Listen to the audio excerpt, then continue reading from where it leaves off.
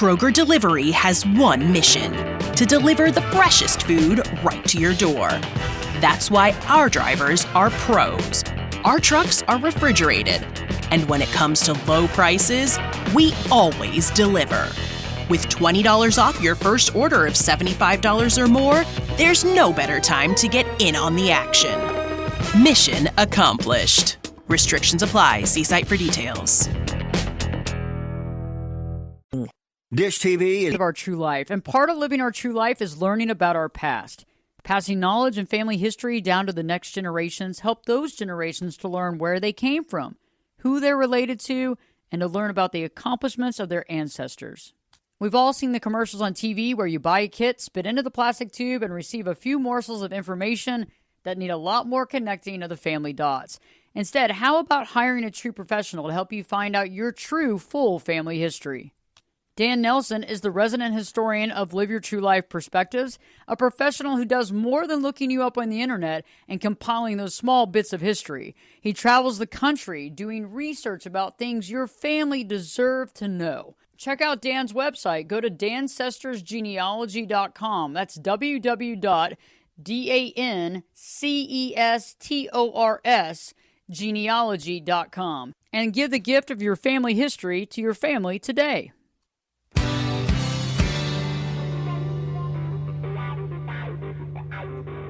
You're in a good place now. You are listening to Perspectives with Ashley Burgess. Welcome back live to Live Your True Life Perspectives, and I'm your host, Ashley Burgess. We have a great show for you today.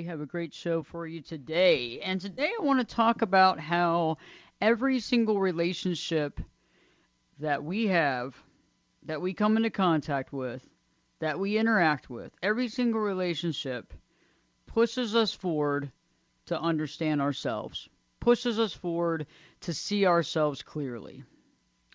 And I find it interesting because people ask me, hey, Ashley, I really want to work on purpose. I really want to focus, after I've gotten through this toxic relationship and after I've let go of this marriage and I've moved on and I've been working to strengthen myself and I'm at that point and, I feel better about dealing with this and I understand where this is coming from and I'm not reactive anymore and I'm responding and I'm beginning to see my value as a person separate from other people, and I'm realizing that I don't need to find my value in others, and I'm at that point now to find my purpose. And I always think that purpose can be very cool and it can be very daunting all at the same time, right? Because you go, oh my God, I got to find my purpose. God, purpose is a big deal, right? I mean, that's like you're not just driving up, to the fast food restaurant, and speaking into the clown's mouth and asking for purpose. This is kind of a big deal. We're like, oh, I got to think about this. This is my life. This is what I do from A to B. This is who I am. And I got to figure out purpose. Well, you know what? I'm here to tell you, I figured out some stuff about purpose. And one of the things that I figured out about purpose is that purpose is about getting to know ourselves. Purpose is about understanding who we are. Purpose is about what we're doing on this planet. But it's not about some career move. It's not about, oh my gosh, I got to do this. It's not about this, not about that. It's not about, oh, what am I going to do for a living? It's about getting to know who we are and learning who we are and what makes us tick, quite honestly. And I find that to be very interesting because I find that a lot of us get lost in the shuffle because we think that it's all about doing, okay? We think it's all about a doing process. And obviously, I feel that purpose is great, but it's all about learning. It's all about learning, and that's where we are from A to B. That's where we are to A to B. So we have to begin to learn who we are, right? We have to begin to learn who we are. Who are we? And the way that we do this, besides the fact of going introspectively, besides the fact of understanding who we are, besides the fact of getting to know ourselves, besides the work that we do, besides the internal work that we do, besides all that stuff, the meditation, right? Besides all of those things, besides really taking that time to be our friend, the time of, being introspective, the time to really be your best friend. And I have a lot of videos out there on a platform called YouTube. If you get a chance, just go to YouTube and I'll probably put this list of videos out pretty soon. I'll see if George can do that here later on. But at the same point, it's about being your best friend and connecting with you. And those are ways that we really get to know ourselves. However, what I found is that our relationships with other people Okay, this is the caveat here. So, a lot of times we believe that we're here on this planet to have relationships with other people. The relationships with other people is great. It's great. I think, though, it's more of an ancillary situation. I think it's kind of an additive. It's great. And yes, we're supposed to have relationships, but we actually think that we're supposed to get to know them like inside and out, which is a good thing if we actually participate and care. But really, every time we get to know someone else more and more, we're getting to know ourselves. It's kind of like the concept of when people say, I gave, to charity or what have you. And and giving felt so good, it was like giving to myself. And so, yes, so that's how it all kind of comes full circle. So I want to start today's conversation with one of the groups of people that we really get to know ourselves through. One of the groups of people that we really get to know ourselves through. And that group people is what we call parents, right? Our parents are some of the, well, yeah, they're kind of full. They're kind of right in the center stage. They're center stage of the people that we get to learn a lot about ourselves on. And some of you, okay, some of us, wonderful experiences. Some of us, not wonderful experiences. Some of you, completely toxic experiences. Some of you, somewhere in the middle. Some of you didn't have really experience because they weren't ever there. Okay, some of you might have had the most amazing parents, and I know that I have some friends, some of them, very few, but some of them who actually had these amazing family experiences. And I find it interesting because I found that parents can go into two different groups, right? Actually, I apologize. There's three groups, right? So we have what I would like to call the ones that validate. We have the ones that don't validate. And then we have the third that, well, they aren't really present. Okay, like they don't really, they're kind of focusing on their life. The fact that you exist, well, that's great. But, I feel like there's the three types of parents. So we have the validation parents, the ones that validate what we do, that see who we are, that really work to be there and be supportive. And then we have the group that don't validate, the ones that you have to jump through hoops for, the ones that seem to never be happy, the ones that need to see other people see that you're great for them to see that you're great. You need, it's almost like they need to see the outside validation from other people. And until they see it, they don't really want to validate you. And then you have that group that I call kind of, they're missing, right? They're not mean, they're not nice, they're just kind of there. Having kids was something that happened, but it wasn't something that they put a lot of effort into. Sometimes that could be someone that's kind of lost. Sometimes it could be folks that are very self-centered and selfish. Sometimes it can be folks that really just aren't really connected with themselves emotionally, like completely unconnected emotionally with themselves, that they're so unable to connect with other people, including their children. Always an interesting dynamic, and I find that depending on that relationship, because that relationship is so, it's there in your really youthful age. It starts at such an early age. It's basically the basis and structure of a lot of the ways that you think, feel, see things. And so that relationship in its own is very, very important. And so when we think about parents, yes, some of you may say, hey, to be honest with you, Ashley, I didn't have good parenting. I had to do things for myself. I found myself, scraping and scratching to get by. I really feel X, Y, Z. And I get it, and then you have folks that are like, hey, I really enjoyed, spending time with my family. And we feel like we actually, kind of see eye to eye. And that validation piece is important, However, most of us, and I would say the majority of us, were not validated by their family. Now, some of you might have been, and that's amazing, terrific, awesome. That's already, it's already like being a step ahead, right? It's like, it's kind of like being born and, the day you're born, They put $1 million in your account. It's way better than that. It's worth $1 billion, right? So it's like you're validated by your family. They love you. They take care of you. You won the lottery if that's what happened when you were a kid. So most people, I feel did not win completely the parental lottery because most of our parents don't know their value. They don't see their value, so they can't validate you. Okay, if I don't see my value, I can't validate you. I can't do something for you that I can't do for me. Okay, and that's really the hardcore truth. I don't care what title you give people. They cannot validate you unless they can validate themselves.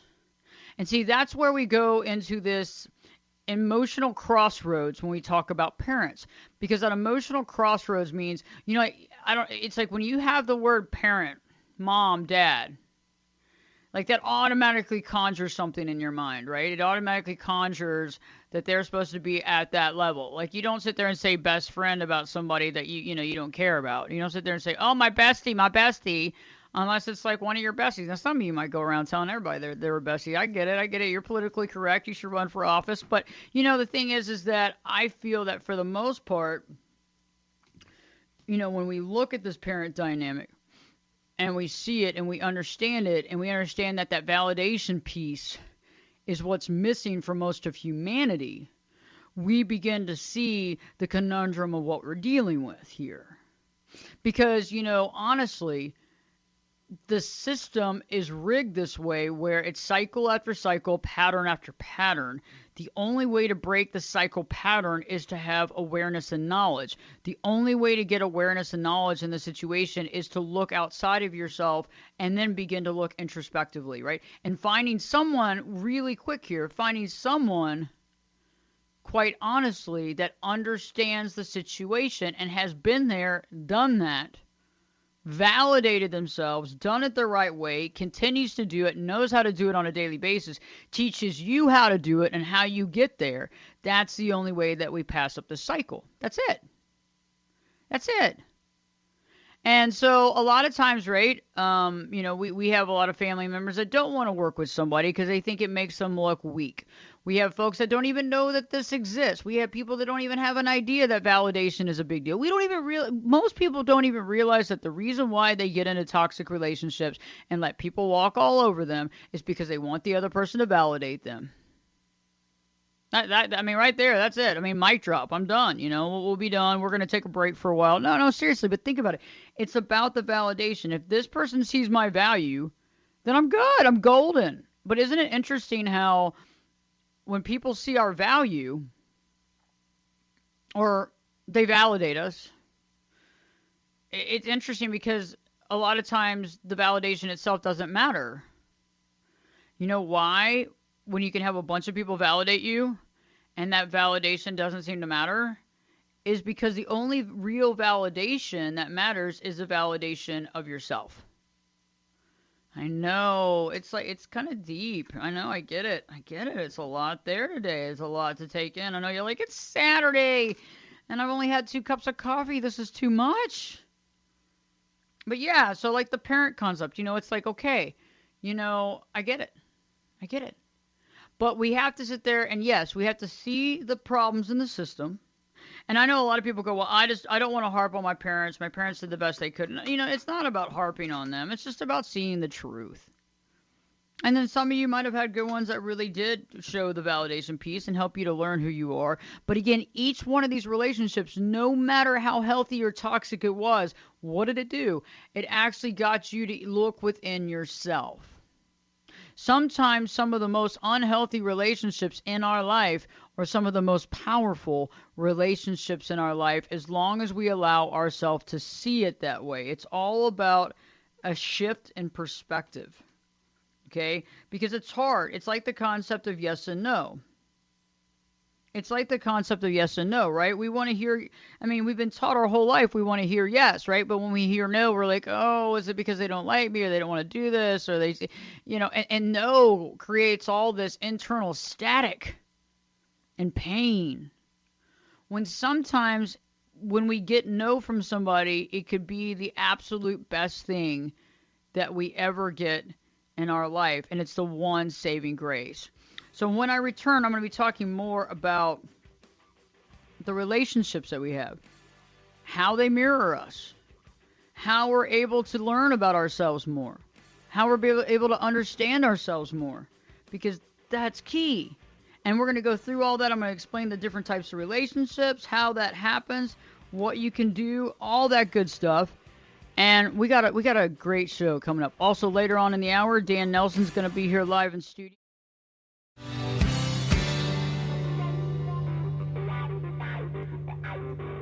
Get in here. You're listening to Perspectives with Ashley Burgess. Welcome back live to Live Your True Life Perspectives, and I'm your host, Ashley Burgess. Glad that you're here today, here live on Live Your True Life Perspectives. We're having a great show. And today, I've been talking about the concept of how every single relationship in our life honestly and absolutely pushes forward the relationship that we have with ourselves. No joke. That's what we got here. No joke. Every relationship, no matter if we consider them healthy, positive, unhealthy, toxic, deranged, doesn't matter how we define it, but it helps us to see who we are. Because again, when we go back to the concept of purpose, folks ask me, what is purpose and how do I find purpose? Purpose is actually, the whole concept of purpose is based on finding one's true self. It's finding one's situation. It's finding the identity of somebody. It's doing it again. It's finding the identity of somebody. Maybe it's working. Finding the identity of our person, of who we are, of what we're doing, and what we're trying to strive for. And right before the break, I begin talking about parents and how our connection with parents are so important. Whether it was a healthy or unhealthy situation, this concept is very important to understand. And right now, I'd like to kind of start delving into the concept of friends, because friends are so important in understanding where and what we are doing. Friends are who we are. Our friends are the family that we didn't have, right? And so it's like coming together, experiencing and sharing our situations together and not feeling alone. And I think that that's really powerful.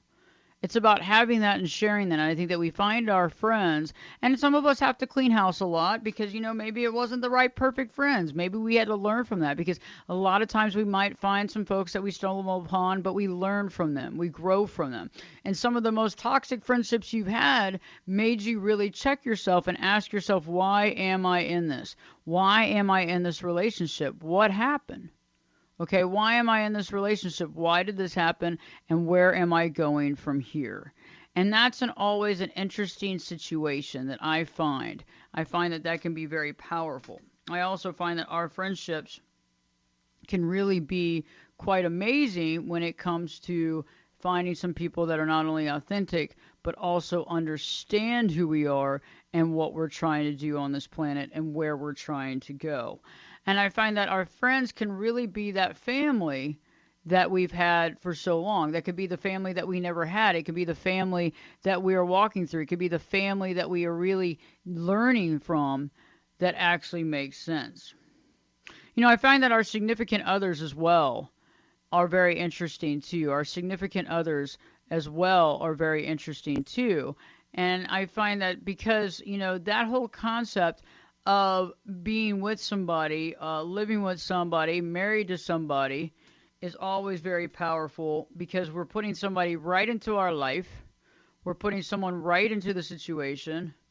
We're putting someone into our household.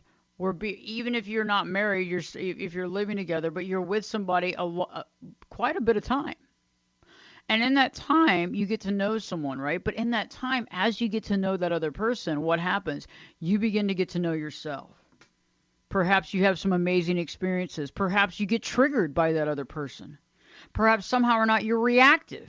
But as we learn from this, we grow from this, we begin to understand why this is happening, why we're reactive, and what's triggering us. All of these things help us to understand who we are and what we're here for. Without that other person, we wouldn't be able to really see who we are. Without that other person, we wouldn't really be able to understand who we are as far as what really makes us tick, because every interaction takes us to another level of understanding. And so when we return to be talking more about our relationships, more about our friends, and even getting a little deeper into our enemies, that can also, people that have been somewhat of an enemy in our life. Don't forget, Dan Nelson will be here in just a few minutes here in the next segment, talking about giving us the historical perspective, which is so fun. So stay tuned. Live Your True Life Perspectives with your host, me, Ashley Burgess, will be back this time in 2 shades.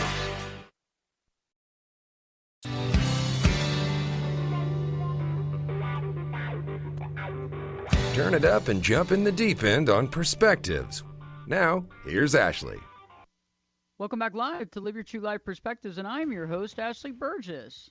On today's show, I'm talking about the single relationship. Every relationship that you've ever had directly relates, every single one, to who you are. It mirrors us. It helps us to see ourselves. It helps us to understand who we are. It helps us to really get to that point of really seeing our true self. You know, living our true life. That's the concept, right? It's all about that. And it's interesting. I was bringing up right before the break the concept of the significant other. You know, whether you're married or not married doesn't really matter, but you're spending a lot of time with this person one way or another. You're interacting with them a lot one way or another. And it's interesting how, you know, as we talk about some of the people that are closest to us, we can have some of the best relationships. Some of the people that are closest to us, we can have some of the most challenging relationships. I find that the more we're around somebody, the more we let it all hang out. The more we're around somebody, the more that we have a tendency of what? We have a tendency of, you know, taking it for granted sometimes. I mean, come around year 2. I mean, come on. If you haven't taken your relationship for granted and you're 7 years in, 10 years in, then I am extremely impressed with your ability to have gratitude. But as a human being, the human being is almost devised to literally be that way over a period of time. Okay? And so we have to work really hard not to take other people for granted. But at the same point in time, sometimes our significant others can be very helpful, and sometimes our significant others can be very helpful.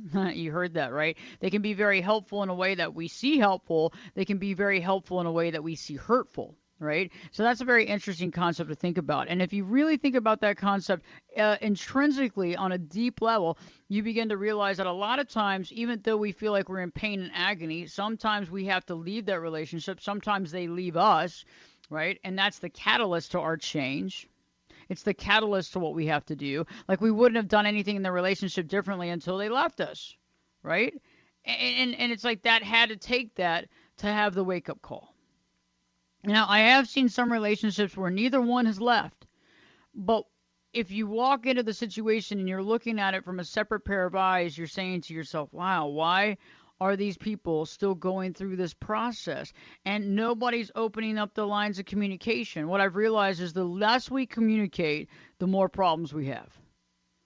The less we communicate, the more problems we have. The more we're able to communicate and talk with one another, the more that we're able to understand one another, the more we're able to understand ourselves. I know some of you out there, you feel like you're walking on eggshells. You come home, you want to talk about how you feel, but you feel like you can't, so you keep it all in. And that becomes a big problem because you feel like you're sacking all your emotions and feelings inside of you, and you're losing yourself. Okay. And that's true. That's not a dramatic way of looking at it. It's true. In all honesty, to some degree, you are kind of losing yourself because you are unable to communicate your feelings with the person that you're supposed to be able to communicate your feelings with. I mean, heck, you know, it's like when we put somebody in that spouse, girlfriend, boyfriend role, that's a big role. That's a hardcore role. That's a big one. You know, you don't just put anybody in there. Right? I mean, that's the thing. So it's like we have to look at that significant other and say, okay, I understand that we got some good times. I understand that there's certain things, though, about this relationship that just don't seem to work. How do we make this work? Okay, what is my issue with this? What is my trigger point with this? And some of the arguments that we can have with them, it's very interesting. What I found, too, is that when people get into arguments, and this is really across the board, I find that sometimes people can be saying stuff to you about you, but I find that some of the stuff that comes out of their mouth is directly related to stuff about them. And the more unconscious somebody is to their reality, the more that they think that what they're saying to you is for you, even though it's a direct comment to themselves. the more aware and conscious an individual is, the more they realize that what comes out of their mouth needs to be said properly, because you can't ever take it back. But I understand being in the heat of the moment. I get it. I mean, we've all done it. I understand saying things that you wish you could take back, but you can't. But it's interesting how we react to certain things. And it's not until we begin to step back emotionally and see that the arguments that we have with our spouse, well, some of them have to do directly with our spouse, but some of them have to do directly with how we feel deep down inside about how we feel about something what we may not have actually come into fruition and thought of, based on the fact that we haven't really thought about it consciously, whatever that issue is. And so the argument's probably not anywhere about what the argument is. It's something in the middle that's generating some sort of emotional response, right? And that's where we really need to go. That's where the rubber meets the road. Because then we realize, okay, I'm not really arguing the fact that this person,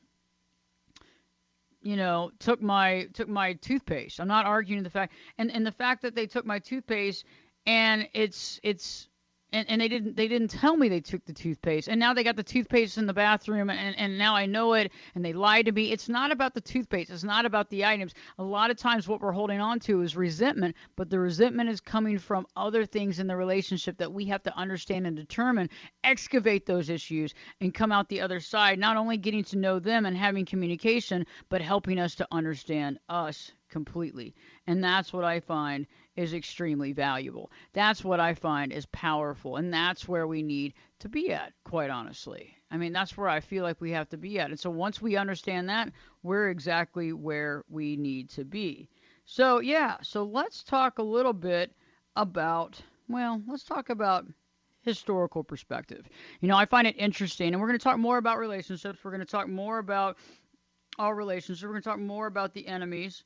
We're going to talk more about when we hear yes and no, because remember, these are all big concepts here. These are all big concepts, because a lot of times when we have somebody toxic around us, right, it's creating that reality that makes us get upset. We have the argument. We're fighting them. We begin on the battlefield every day with that person. All we see is the battle, but we don't realize that the battle is not about the argument and who wins. The battle is actually getting to know ourselves. Okay, and that's what it is. When we deflect into something else, that's when we lose the war. Okay, so when I return, we're talking about this, but I really want to get into this concept of our historical perspective. And so we have our resident historian here, Dan Nelson, in studio today. Dan, great to see you. How are you doing today? Doing great, Ashley. Glad to be here. Well, I'm glad to have you here. Glad to have you. So let me know, what are you talking about today? Well, this is sort of a curious story I came about when someone's ancestor had gone on a ship, on an expedition. You think leaving Scotland, they're going to come to America or Canada maybe, but this person actually went to Panama, and you're like, what? Panama? I never heard of any Scotsmen going to Panama. There's, nobody with a Mick in front of their name down there. And so it turns out that many years ago, and of course, you always hear nowadays, oh, the stock market's going to have a bubble, the real estate market's going to have a bubble. Well, bubbles have been going on for years. One of the earliest ones in history was the tulip bubble. Everybody wanted to own tulip bulbs. So there was a bubble called the South Seas bubble, and this was part of it.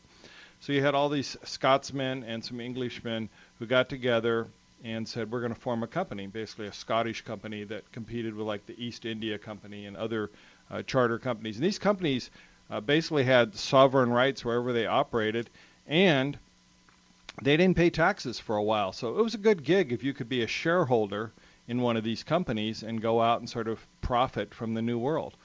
So a very powerful person, William Patterson, convinced all these people that the best scheme was for them to establish a colony in Panama. It was called Darien. And when you think about Panama, you're like, why would they go there? Well, they saw the same thing you see today when you look at a map. Of course, recently we've all been talking about the Suez Canal and why it's, delaying us having our consumer goods. Well, Panama was a quicker way viewed as if you could figure it out. Of course, it took many years to build the Panama Canal, but if you could figure it out, you could capture a lot of trade between the Atlantic and the Pacific without going through the danger of rounding Cape Horn. So they sent this colony out to Panama, and it was quite a few people. I mean, they had, I I think over 1,200 people landed successfully in this little place called Darien, which you could find on a map today if you were studying a map of Panama. It's got a little accent over the E now. It didn't have back then. And they were really poorly provisioned, and then they just really weren't ready for the geography, the climate, the topography. So they didn't do well, and then the Spanish found out they were there and came and killed a bunch of them, and others died from disease and so forth. And the survivors went back, on the remaining ship. But the interesting thing is, you say, okay, that happened. A few people, lost some time and lives and treasure and all that. But it was so significant. It took 25% of the wealth out of Scotland was lost on that expedition because it was so big to finance it, and so many people had jumped in. It's like we hear today, ooh, GameStop. Okay, well, that was GameStop. Everybody had to get in. You don't want to miss out. Well, they're all in, and then the thing's a failure. So it actually had a lot to do, because people say, well, why is Scotland part of the United Kingdom? Why did it become not, say, sort of a separate country? Mm-hmm. Part of it was they had so much debt at that point in time, they basically had to say, hey, we'll let you take us over, and you'll relieve us of the debt. And that was how Scotland became part of England. So bubbles became part of Great Britain, which was, England was where all the power was.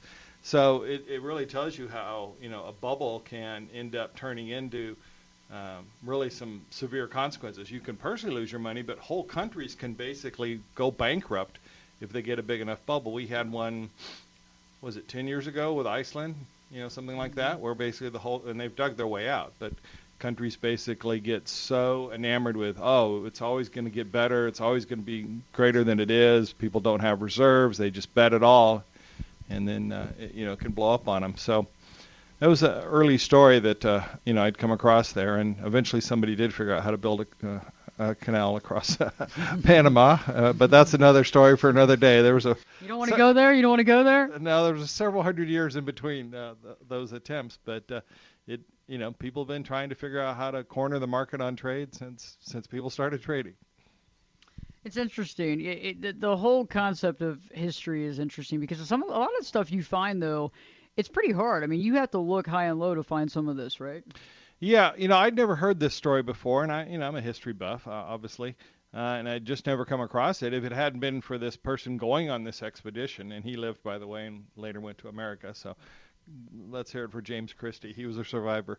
But if it hadn't been that he'd gone, I don't know that I would ever come across the story, because it's fairly well buried. It's not like I ordered a book on it and read the book because I was that intrigued by it.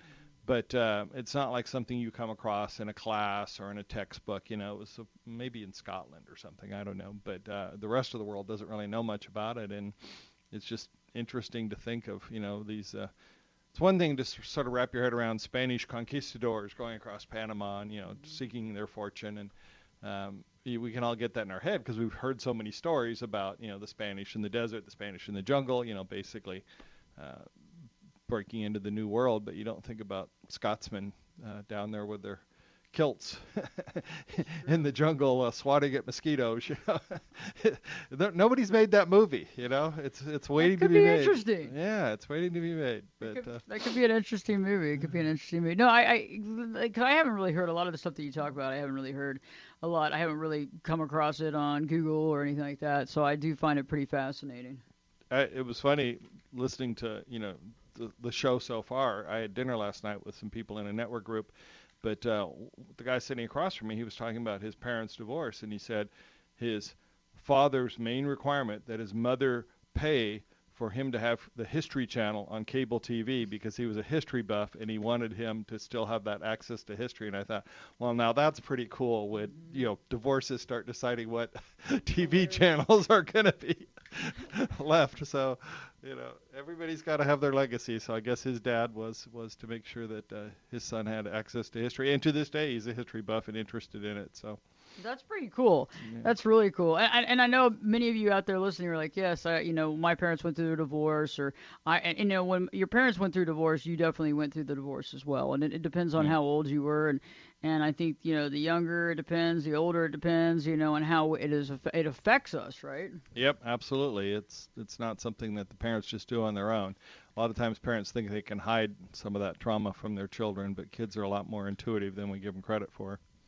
And it's interesting too. I find that in this dynamic, a lot of times folks want to stay together because they don't want to break up the family. And I find that yes, kids are very connected to the source, and so the younger, the more aware these children are. And I've realized that there's really no covering that up. And I know that folks out there, you've been through it or you're going through the process. It's not about beating yourself up. It's about how to create the most positive environment you can in that situation. How to create a positive environment for you. How to create a positive environment for your soon-to-be ex as well as your children, and non-toxic environment. And this is all very important, so this is all very important stuff. And we'll be talking more here at the end of the hour on some more of these relationships. Dan, so amazing to have you here today. I was glad to be here. It was an interesting show. I do see these patterns in families where generation after generation, things fall apart, they get married again, and then it falls apart again, and then the kids do the same thing. I mean, you talked about it. If somebody isn't intentional in terms of changing that dynamic, it just continues to go. So true. Dan will be back next week for sure here. And in the meantime, stay tuned because we're going to be talking more about these relationships, more about how to really connect, more about how to understand yourself, some tips and tricks on how to do that, how to be your best friend, which is even cooler because guess what? We actually have the opportunity to be our best friend, which is so cool. So stay tuned because Live Your True Life Perspectives with me, your host, Ashley Burgess. Well, we'll be back this time in 2 shakes.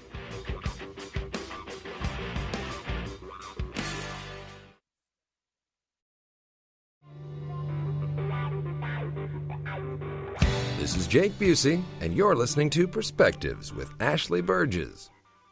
Welcome back live to Live Your True Life Perspectives, and I'm your host, Ashley Burgess. On today's show, we've been talking about how every relationship actually helps to mirror your relationship with yourself. We just heard Dan Nelson, our resident historian. He'll be back next week as well, and it's interesting how we learn a lot about ourselves through these relationships. And earlier, before our historical perspective, I was talking about the concept of being able to learn from our significant other, being able to see our truth based on our interactions with our significant other. And I know that some of you have interactions that are really, really positive, and you have these deep conversations, and you get to do all this stuff, and you go, wow, I mean, I really connected with my spouse, and I really got to know myself. And then some of you are like, you know what? Basically, we argue all the time. And then some of you are like, you know what? We're both shut down, or one person shut down. It is what it is. But what I've realized is that in these relationships, we begin to learn a lot about ourselves, no matter what it is, no matter if it's positive or more negative, no matter if it's really healthy or somewhat toxic. What I found, though, is that the arguments usually that we have with the other person, well, there's some big arguments, but usually some of the arguments are quite small. And these smaller arguments are always very interesting because it's not about the argument. It's about the stuff that's left unsaid in the middle. It's about the other stuff. It's about that other stuff that gets us to know about ourselves and the other person. But it's interesting how there's a tendency of taking things personally. It's interesting to hear what someone else is saying, but a lot of times the things that are being said are not really directed toward us. It's directed toward the person that's actually saying it, depending on how conscious or unconscious we are and how aware. The last thing I really want to talk about today is the yes or no concept, and folks that tend to give us some pain in our life, because I found that the more pain that someone gives us, yes, initially, is there an anger response? Yes. Initially, are we kind of stuck? Yes. Do we eventually overcome? Yes, we work at it. But the only way to learning in this situation, is to actually see it for what it is. See the situation for what it truly is. Right? Because a lot of times we lose sight of it. We go, oh my gosh, this relationship's falling apart. I feel XYZ. I feel horrible. But we don't really see, okay, this is a learning tool for me. This is for me to understand me. This is for me to really see who I am. This is for me to understand how I value myself. This is for me to begin to see how I can validate myself instead of looking toward other people to validate me. Okay, because it's interesting. One of the biggest arguments I find is really the kind of the underlying argument is the fact that you're doing all this stuff for the other person. They don't see your value. No matter what you do, they still don't see your value. You keep trying over and over again to get them to see your value. They don't. You keep coming up short. Then there's the internal battle where you feel like you're beating yourself up over that because you feel bad about that situation because you're not happy with how you're feeling about in your life. And so there's multiple layers of situations going on here. The concept of yes or no, when somebody tells us no, how hard and how painful that can feel. And it's interesting because I found that sometimes when we just shift our perspective a little bit, the no is really not the problem. It's really the yes sometimes. All this is about seeing perspective. The biggest arguments we can have with people, if we internalize that argument, yes, that's one thing. If we don't internalize that argument and we see it for what it is by actually being able to see more internally into ourselves, we begin to see the lesson and the value within why we're living that in that moment. Remembering when we deflect on other people's issues, it can be helpful for us to understand the other person. However, that is personal deflection. And that deflection really takes us off target from doing what? From living our purpose. What's our purpose? From learning who we are, from learning ourselves at the core and being able to accept and validate ourselves on our own, aka unconditionally loving ourselves day in and day out, second by second. If you haven't already, check out the website, ashleyburgess.com, ashleyburgess.com. Also on YouTube, new video content up every week, as well as the live feeds on Facebook and YouTube. Just go to YouTube and put in Ashley Burgess, Ashley Burgess. So, in the meantime, it's all about living our true life. It's all about connecting and having that happiness. It's all about creating that happiness from within, because that's really the only way we get it. We can only get validation from within. We can only get our happiness from within. Other people can validate us, but their validation is great. But until we validate ourselves, again, it doesn't matter. People can hold validation from us. That's fine. But when they're holding it from us, that's all we want because we haven't found it within ourselves. And eventually when we find it, guess what? We don't need theirs anymore. So things to think about. I look forward to seeing you next week. There'll be a great live show next week as well. Don't know exactly what we'll be talking about, but you know what? We'll figure it out before the show. So I hope you have a wonderful weekend. Hope you have some stuff planned that you want to do. Maybe it's just hanging out. Maybe it's getting to know yourself. Maybe it's seeing purpose. Maybe it's just relaxing. So stay tuned in next week. Live your true life perspectives with me, your host, Ashley Burgess, will be back in. Well, you know what? I'll be back this time in 3 shakes.